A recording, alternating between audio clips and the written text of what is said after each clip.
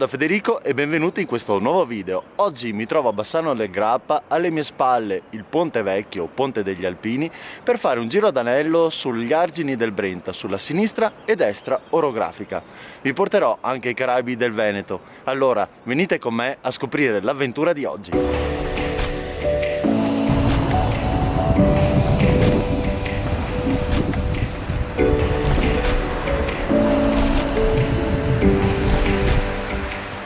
Partendo dal centro storico di Bassano del Grappa, posso ammirare in un palazzo nobiliare del Settecento una delle librerie più belle d'Italia. L'architettura dei suoi saloni veramente regala grandi emozioni, si sviluppa su 3 piani e al primo piano ci sono degli splendidi affreschi.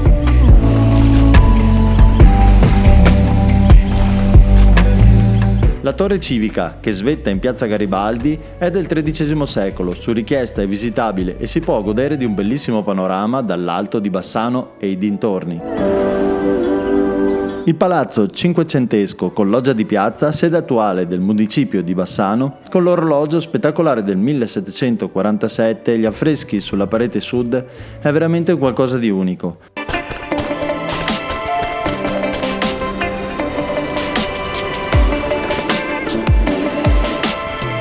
Spettacolare Villa Caerizzo.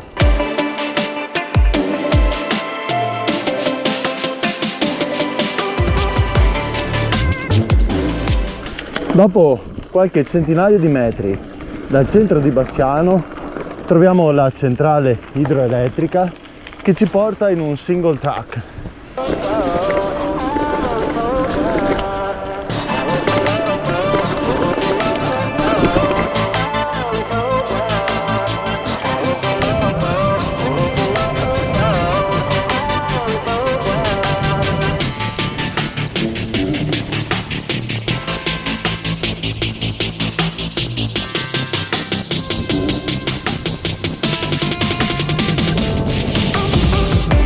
Il fiume Brenta nasce dai laghi di Caldonazzo e Levico in Trentino per attraversare Vicenza verso Vastagna, Bassano del Grappa, arrivare verso Padova, Fontaniva, per poi sfociare a Venezia, non in laguna ma nel mare Adriatico.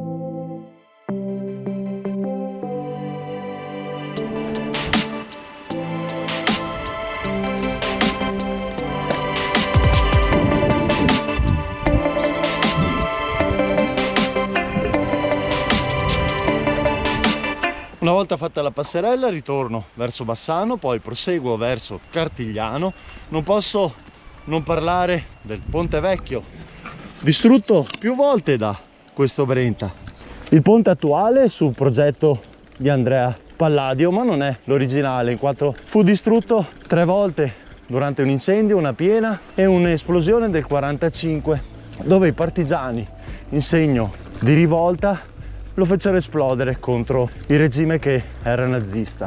Qui non si può proseguire, dobbiamo fare una bella salita. Quando fu distrutto nel 45 venne ricostruito seguendo il progetto originale e successivamente, dopo la fine della seconda guerra mondiale, ripresero le adunate che un tempo si chiamavano comizi.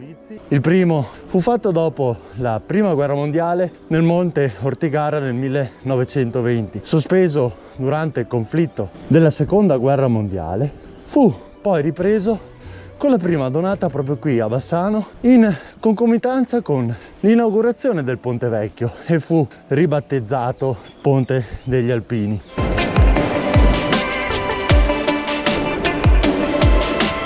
La traccia che vi lascio in descrizione è di 50 km. Adesso da Bassano devo trasferirmi tramite strade secondarie qui verso Marchesane per poi riportarmi lungo il Brenta. E finalmente si ritorna lungo il Brenta in zona Marchesane.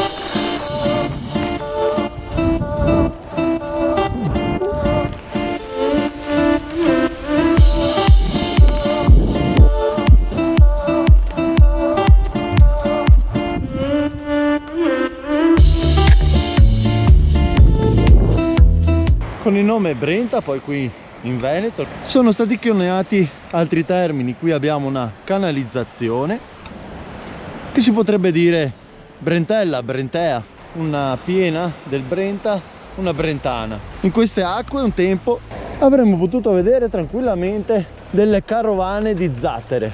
Infatti una volta dal torrente Cismon, ora in quella zona c'è la diga del Corlo, però un tempo scorreva tranquillo il torrente Cismon che andava a collegarsi, alimentare il Brenta. C'era una collaborazione tra l'altopiano dei 7 comuni e le zone di Cismon, Vastagna, Oliero, dove si erano create delle vere segherie, dei magli, delle cartiere, filatoi. Infatti venivano costruite delle zattere con una quindicina di tronchi unite una all'altra per formare canovane anche di 3-6 zattere che venivano a navigare lo stretto Brenta. C'erano zone di attracco a Bassano dove si pagava anche un dazio, infatti fino a 40.000 tronchi l'anno transitavano per il Brenta per arrivare a Bassano, Padova e anche nella laguna di Venezia. Venivano trasportate non solo zattere ma anche il carbone necessario magari per le vetrerie o legna che era sì da costruzione per l'arsenale di Venezia ma anche per il riscaldamento e anche altri generi di prima necessità.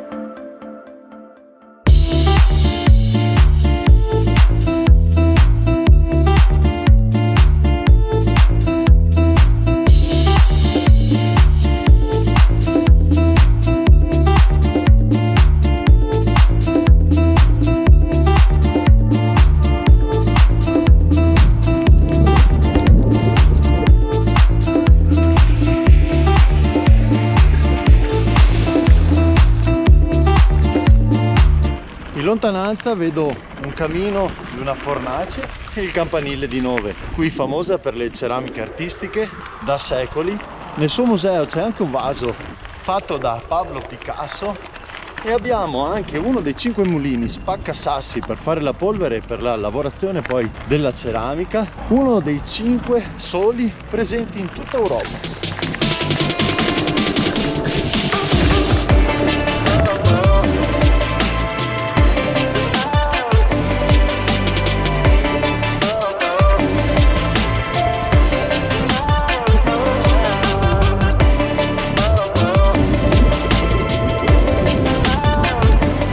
Come si può vedere, ogni comune valorizza queste zone, sono veramente fantastiche, con dei piccoli angoli di paradiso, quindi lungo il percorso, ciao belli, possiamo trovare degli scorci incredibili e delle aree anche attrezzate con delle panchine per fermarci e godersi una breve sosta.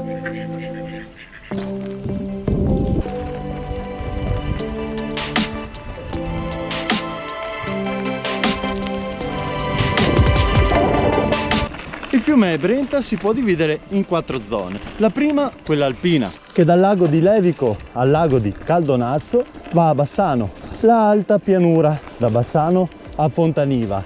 La zona delle risorgive, da Fontaniva a Ponte di Brenta a Padova. E infine la bassa pianura, che porta da Padova alle foci del Brondolo a Chioggia, nel Mar Adriatico.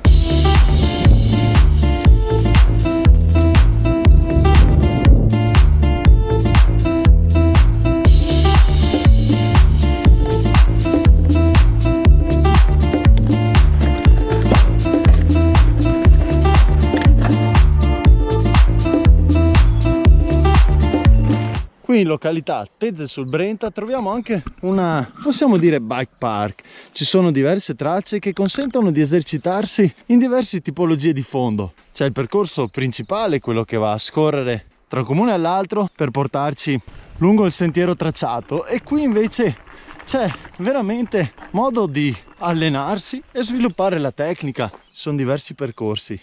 Andiamoli a vedere dal alto.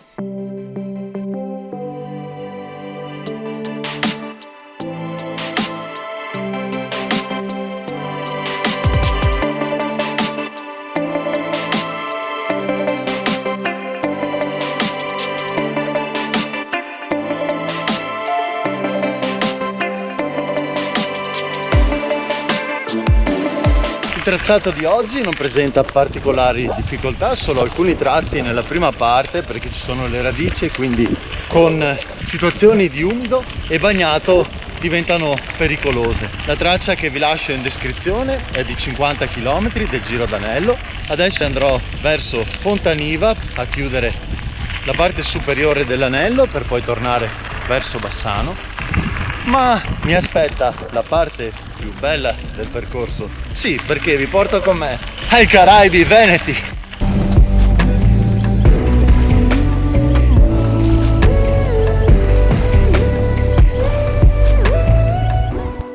Ciao bella. Oh, che bella che sei. Anche tu sì, non essere gelosa. Bello il sentierino, appena accennato, rialzato e con il verde attorno, ma è impagabile. I primi colori della primavera, wow!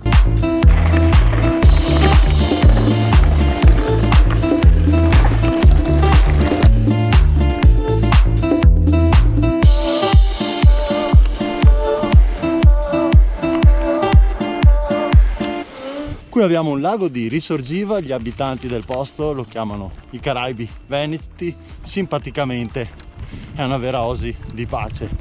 Un lago dai colori alpini, dall'acqua azzurrissima, ed ora ve lo presento.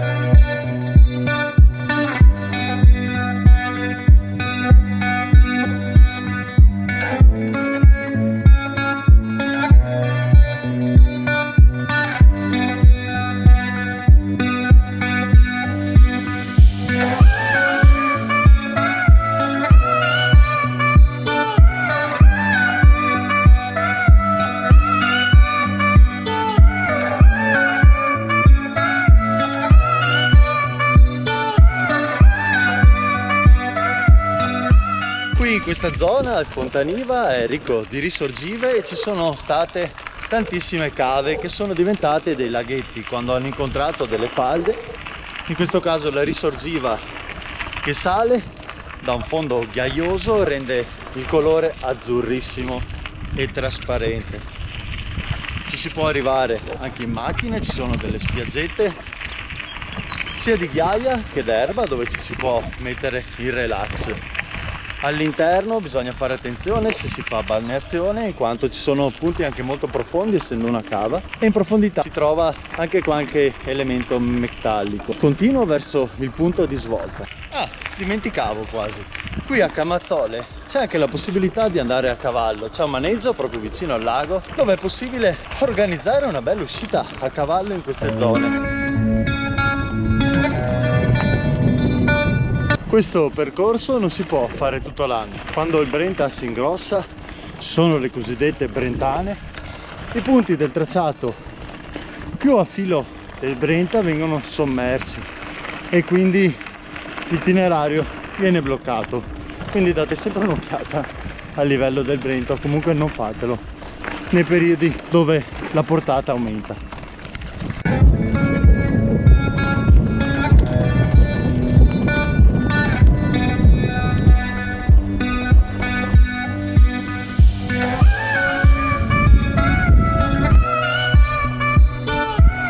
Vado a concludere il mio giro tornando a Bassano. Non vi mostro le immagini del ritorno in quanto andiamo a trovare scenari che vanno a cambiare a seconda della località in cui mi trovo, ma speculari è quella dell'andata. Siamo solo dal lato opposto, quindi sto solo facendo in senso inverso. Le bellezze e i punti di interesse maggiori si trovano nell'altro lato, ma anche questa ne vale la pena per chi ama la mountain bike e la gravel. È d'obbligo fare questo percorso perché regala emozioni straordinarie.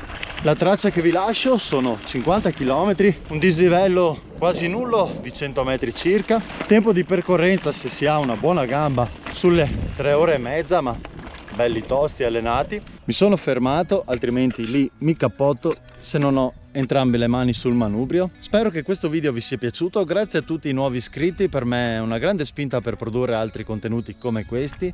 Ciao da Federico e al prossimo video.